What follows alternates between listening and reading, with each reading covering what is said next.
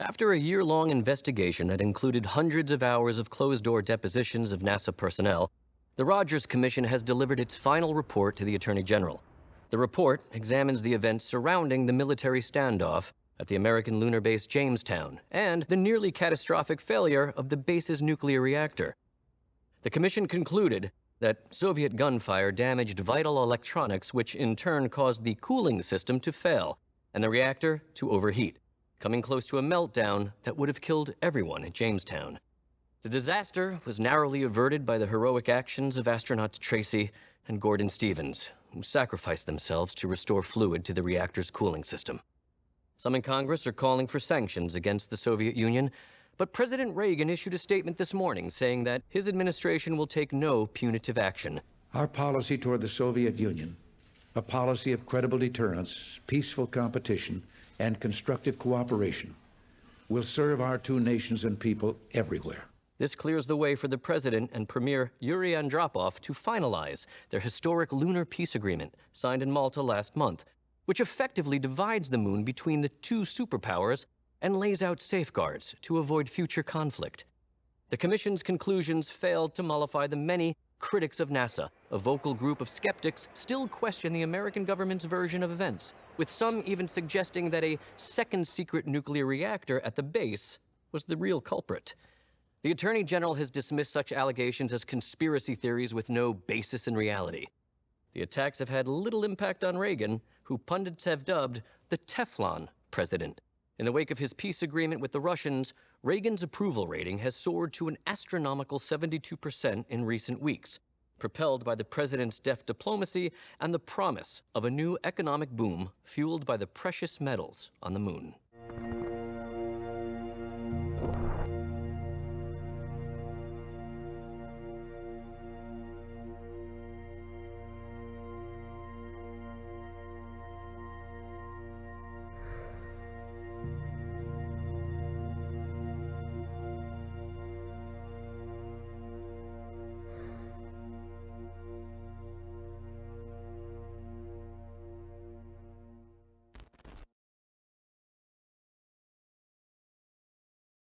At a recent conference of computer scientists in Davos, Switzerland, internet rights activist Tim Berners-Lee stepped up his criticism of the U.S. government for continuing to block public use of the internet.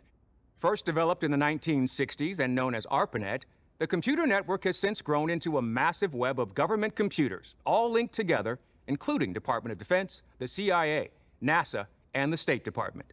For years, Berners-Lee has been calling for the government to lift their patent restrictions on the networking technology and give him and other like-minded scientists the freedom to create an enormous network that will link virtually every computer on the planet. It will enable an informed electorate, enable the process of democracy. Maybe with using networking, we can make a simpler, much more efficient, much more fair form of politics. Internet rights activists like Berners-Lee believe this type of communication revolution will lead to greater openness and harmony across the globe.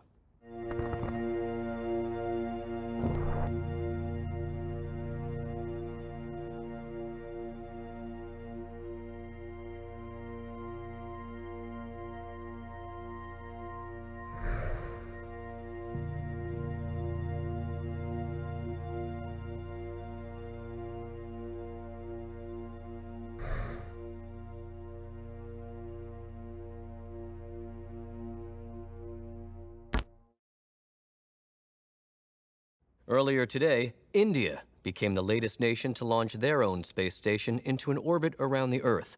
They joined nearly a dozen countries in what has come to be called the global space boom, including several European nations, Japan, China, and Turkey.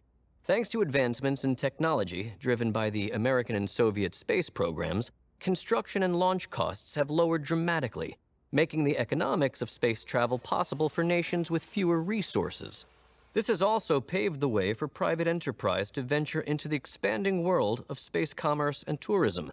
Polaris Space Tours, founded by partners Sam Cleveland and Karen Baldwin, recently unveiled their inaugural space plane dubbed Polaris 1, which will take paying customers to low Earth orbit beginning early next year.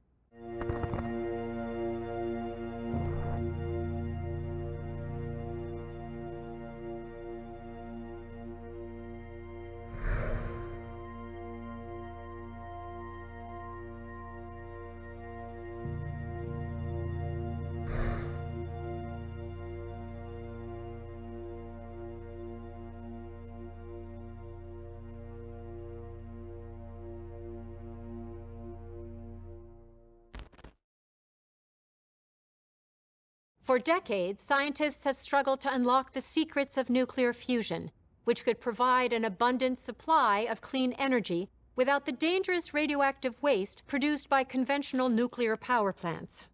That all changed when Dev Ayesa and Richard Hilliard developed the first working fusion reactor, discovering a way to combine the nuclei of helium-3 atoms. But the dream of widespread clean energy still remained out of reach because of the rarity of that precious isotope on Earth. That is, until today. NASA has announced the discovery of enormous deposits of helium-3 on the Moon. They will partner with Helios, a private aerospace company founded by Ayesa and Hilliard, to mine helium-3 on the Moon and transport it back to Earth. The agency believes there are potentially enough lunar deposits of helium-3 to meet the world's energy needs through the next century and beyond.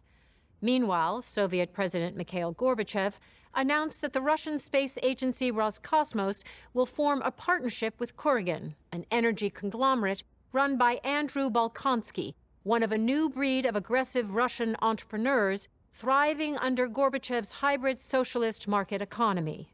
Kurgan will also mine helium-3 on the Moon and build a fleet of shuttles to bring the precious substance back to Earth.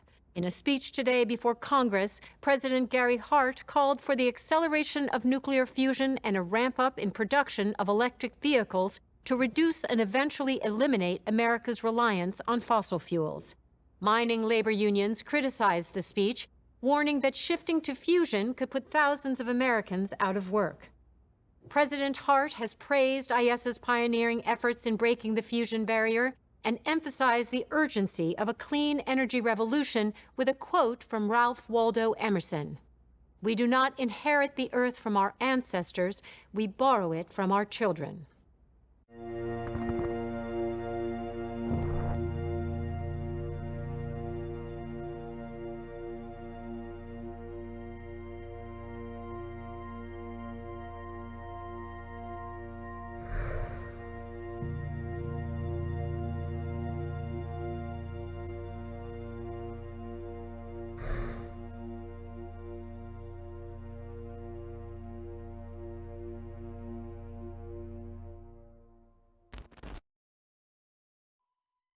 The Mexican Communist Party, led by Arnaldo Martinez Verdugo, has declared victory over Manuel Clouthier in Mexico's presidential election, with a narrow majority of 52% of the vote. Crowds of jubilant party members carried red banners through the Mexican capital to the gates of the U.S. Embassy after the defeat of Clouthier, known for his pro-American and free trade economic policies. The new government wasted no time in declaring its first orders of business: the establishment of close diplomatic ties with the USSR, and the nationalization of banks and businesses deemed critical to national interests. In Cuba, Fidel Castro hailed the election results as a revolution of the working people and for the working people. 5 years ago, a communist victory at the polls in Panama led the world to the brink of nuclear war between the United States and the Soviet Union. But after President Ronald Reagan negotiated a peaceful resolution to that conflict, America has taken a more laissez-faire approach to legally elected communist governments in Nicaragua, El Salvador, and Colombia, as well as in Turkey, Egypt, Greece, and other countries around the globe. These nations found new appeal in Mikhail Gorbachev's vision of a hybrid economic system that blends the virtues of free enterprise and the broad social safety net of communism. Senator Bob Dole led a delegation of Republicans to the Oval Office today to urge President Hart to break off diplomatic relations with Mexico. But Hart remains steadfast, citing the disastrous example of Panama. "While I am adamantly opposed to that system of government," said Hart, "Ronald Reagan and Mikhail Gorbachev have taught us that a disagreement among friends does not have to lead us to the brink of World War III."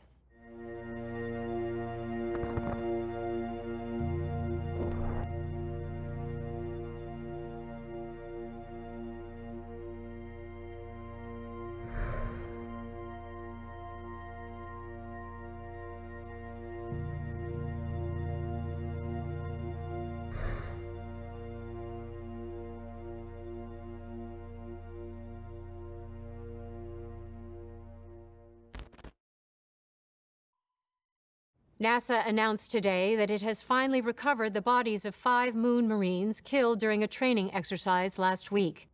The members of the elite Special Forces group were killed when their Pathfinder shuttle unexpectedly depressurized. Among the dead was highly decorated Lieutenant Colonel Stephen Lopez, whose commendations included a Bronze Star and a Purple Heart received after his heroic actions during the Soviet attack on Jamestown 5 years ago. In response to the incident, NASA and the Department of Defense have grounded their fleet of Pathfinder shuttles while an investigation into the cause of the accident is conducted. Over the past 5 years, Pathfinder has become NASA's workhorse. A significant contributor to the rapid expansion of Jamestown, Pathfinder also launched the Thomas Paine Orbital Telescope and Moon Lab Research Station. There is no clear timeline for when Pathfinder will return to service. In the interim, NASA is assessing which of its scheduled missions can be completed using the remaining Space Shuttle fleet. In sports, the Portland Trail Blazers have won their first NBA championship since 1977, defeating the Detroit Pistons. Star Portland guard Michael Jordan was voted MVP of the series. Since being drafted by the Trail Blazers in 1984, Jordan has led the league in scoring in 4 of the last 5 years.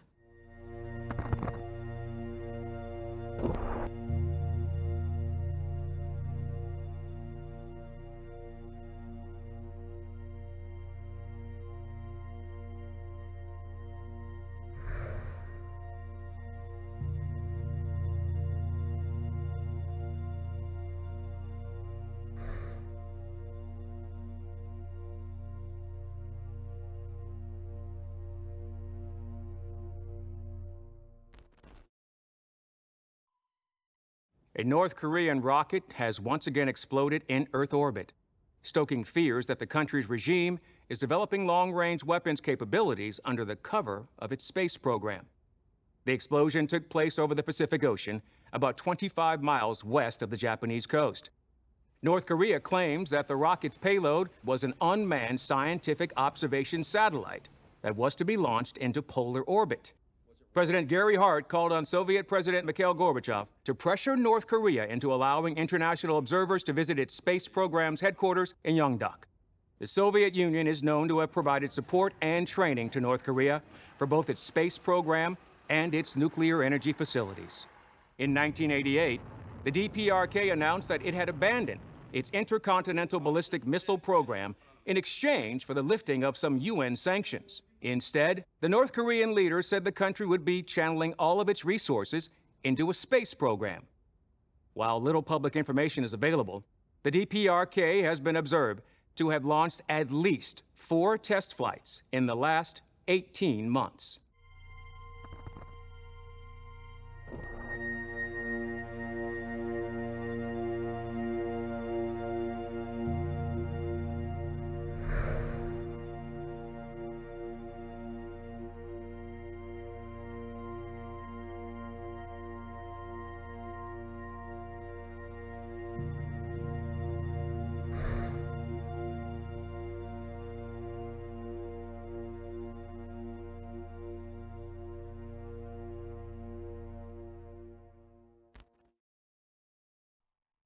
Despite intense pressure from Republican leaders Bob Dole and Newt Gingrich, President Hart continues to decline military aid to Kuwait in the wake of a recent invasion by the Republican Guard forces of Iraq under the command of President Saddam Hussein. Hart has denounced Hussein's invasion as a deplorable act of aggression, but has committed to keeping U.S. troops out of the conflict. President Hart observed that, quote, "While my heart goes out to the innocent people dying in Kuwait, I do not see how sending American soldiers to die with them will improve the situation in a region where democratic values, good governance, and rule of law have never been fully embraced." The Saudi foreign minister had more bitter words for President Hart, saying his refusal to help Kuwait virtually assures Saddam Hussein will move on our oil fields next. The kingdom has been struggling economically since the collapse of oil prices, as have all of the OPEC nations. The rise of helium-3 fueled nuclear fusion has triggered a steep decline in demand for fossil fuels in recent years, and Hart's position seems to signal that the U.S. is making a strategic pivot away from the region. And I can't help but feel it is nothing more than a strategic blunder.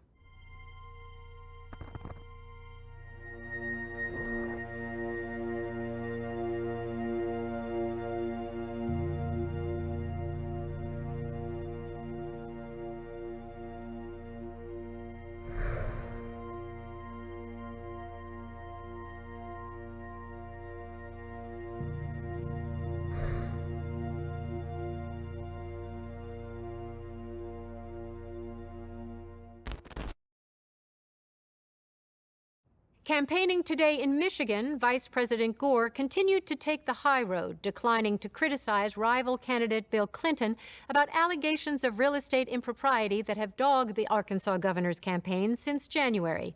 Sources say that the vice president's advisors are furious with Gore for refusing to go negative, fearing that it will ultimately cost him the election.